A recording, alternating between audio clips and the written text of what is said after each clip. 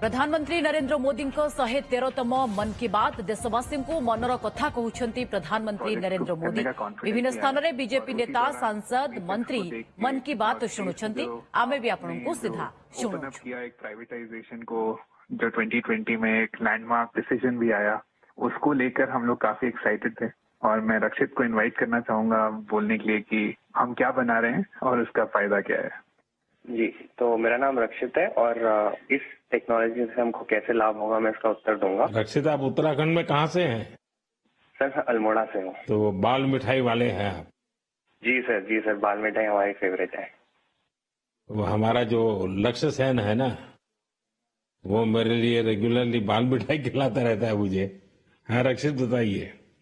तो हमारी जो ये टेक्नोलॉजी है ये अंतरिक्ष से बादलों के आर पार देख सकती है और ये रात्रि में भी देख सकती है। तो हम इससे देश के किसी भी कोने के ऊपर रोज एक साफ तस्वीर खींच सकते हैं और ये जो डेटा हमें आएगा इसका उपयोग हम दो क्षेत्रों में विकास करने के लिए करेंगे।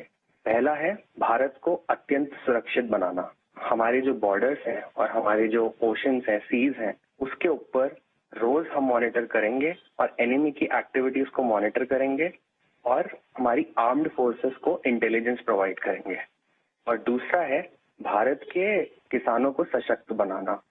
तो हमने ऑलरेडी एक प्रोडक्ट बनाया है भारत के झींगा किसानों के लिए जो अंतरिक्ष से उनके पॉन्ड्स के पानी की क्वालिटी मेजर कर सकता है 1/10 ऑफ द करंट कॉस्ट में।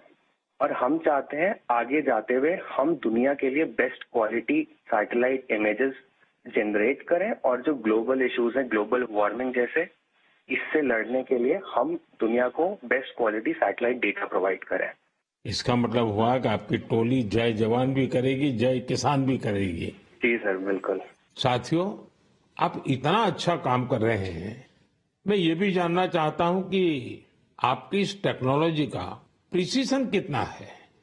सर हम लेस देन 50 सेंटीमीटर के रेजोल्यूशन तक जा पाएंगे और हम एक बार में approximately more than 300 square kilometre area को इमेज कर पाएंगे। चलिए, मैं समझता हूं कि ये बात जब देशवासी सुनेंगे तो उनको बड़ा गर्व होगा। लेकिन मैं एक और सवाल पूछना चाहूंगा। जी सर। स्पेस इकोसिस्टम बहुत ही वाइब्रेंट हो रहा है। अब आपकी टीम इसमें क्या बदलाव देख रहे हैं?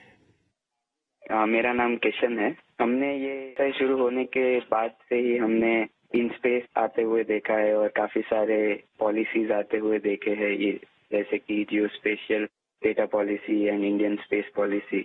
और हमने पिछले 3 साल में काफी बदलाव आते हुए देखा है और काफी प्रोसेसेस और काफी इंफ्रास्ट्रक्चर और काफी फैसिलिटीज इसरो के ये अवेलेबल और काफी अच्छे तरीके से हुए हैं। जैसे कि हम इसरो में जाके टेस्टिंग कर सकते हैं हमारे हार्डवेयर का, ये काफी आसान तरीके से अभी हो सकता है। 3 साल पहले वो प्रोसेसेस उतने नहीं थे और ये काफी हेल्पफुल रहा है हमारे लिए और काफी और स्टार्टअप्स के लिए भी।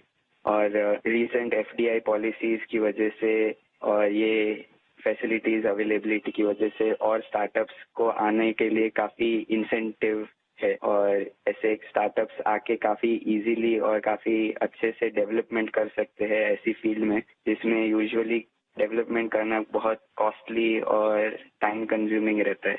बट करंट पॉलिसीज और इन स्पेस के आने के बाद काफी चीजें आसान हुई है स्टार्टअप्स के लिए। मेरे मित्र डेनियल चावड़ा पे इस पे कुछ और बोलना चाहेंगे। डेनियल बताइए। सर हमने एक और चीज ऑब्जर्व किया है। हमने देखा है कि जो इंजीनियरिंग के छात्र हैं उनकी सोच में बदलाव देखा है। वो पहले बाहर जाके हायर स्टडीज परस्यू करना चाहते थे और वहाँ काम करना चाहते थे और स्पेस डोमेन में, बट अब क्योंकि इंडिया में स्पेस इकोसिस्टम बहुत अच्छी तरीके से आ रहा है तो इस कारण वो लोग इंडिया वापस आके इस इकोसिस्टम के पार्ट बनना चाहते हैं। तो ये काफी अच्छा फीडबैक हमें मिला है और हमारे खुद की कंपनी में कुछ लोग वापस आके काम कर रहे हैं इसी वजह से। मुझे लगता है कि आपने दोनों जो पहलू बताए हैं, किशन ने और डेनियल दोनों ने, मैं जरूर मानता हूं कि बहुत से लोगों का इस तरफ ध्यान नहीं गया होगा कि एक क्षेत्र में जब रिफॉर्म होता है तो रिफॉर्म का कितने मल्टीपल इफेक्ट्स होते हैं, कितने लोगों का लाभ होता है, और जो आपके वर्णन से, और क्योंकि आप उस फील्ड में हैं तो आपको ध्यान में जरूर आता है, और आपने ऑब्जर्व भी किया है कि देश के नौजवान अब इस फील्ड में यहीं पर अपना भविष्य आजमाना चाहते हैं, अपने टैलेंट का उपयोग करना चाहते हैं। बहुत अच्छा ऑब्जर्वेशन है आपका। एक और सवाल मैं पूछना चाहूंगा, आप उन युवाओं को क्या संदेश देना चाहेंगे जो स्टार्टअप्स और स्पेस सेक्टर में सफलता हासिल करना चाहते हैं? मैं प्रणीत बात कर रहा हूँ और मैं एक सवाल का जवाब दूंगा। हाँ प्रणीत, बताइए। सर, मैं अपने कुछ सालों के एक्सपीरियंस से दो चीजें बोलना चाहूंगा। सबसे पहली इज, अगर अपने को स्टार्टअप करना हो तो यही मौका है, क्योंकि पूरी दुनिया में इंडिया आज वो देश है जो वर्ल्ड का सबसे फास्टेस्ट ग्रोइंग इकोनॉमी है। और इसका मतलब ये हुआ कि अपने पास अपॉर्चुनिटी बहुत ज्यादा है। जैसे मैं 24 साल की उम्र में ये सोच के प्राउड फील करता हूँ कि अगले साल हमारी एक सैटेलाइट लॉन्च होगी, जिसके बेसिस पे अपनी गवर्नमेंट कुछ मेजर डिसीजन लेगी और उसमें हमारा छोटा सा एक कंट्रीब्यूशन है। ऐसी कुछ नेशनल इम्पैक्ट की प्रोजेक्ट्स पे काम करने को मिले, ये ऐसी इंडस्ट्री और ये ऐसा टाइम है, गिवन कि ये स्पेस इंडस्ट्री आज अभी तो स्टार्ट हो रही है। तो मैं अपने युवा दोस्तों को यही बोलना चाहूंगा कि ये अपॉर्चुनिटी ना सिर्फ इम्पैक्ट की बट ऑल्सो उनके खुद के फाइनेंशियल ग्रोथ की और एक ग्लोबल प्रॉब्लम सॉल्व करने की है। तो हम आपस में यही बात करते हैं कि बचपन में हम ये बोलते थे कि बड़े होके एक्टर बनेंगे, स्पोर्ट्समैन बनेंगे या ऐसे कुछ चीजें होती थी। बट आज अगर हम ये सुने कि कोई बड़ा होके ये बोलता है कि मुझे बड़ा होके एंटरप्रेन्योर बनना है, स्पेस इंडस्ट्री में काम करना है, ये हमारे लिए बहुत प्राउड मोमेंट है कि हम इस पूरे ट्रांसफॉर्मेशन में एक छोटा सा पार्ट प्ले कर पाए।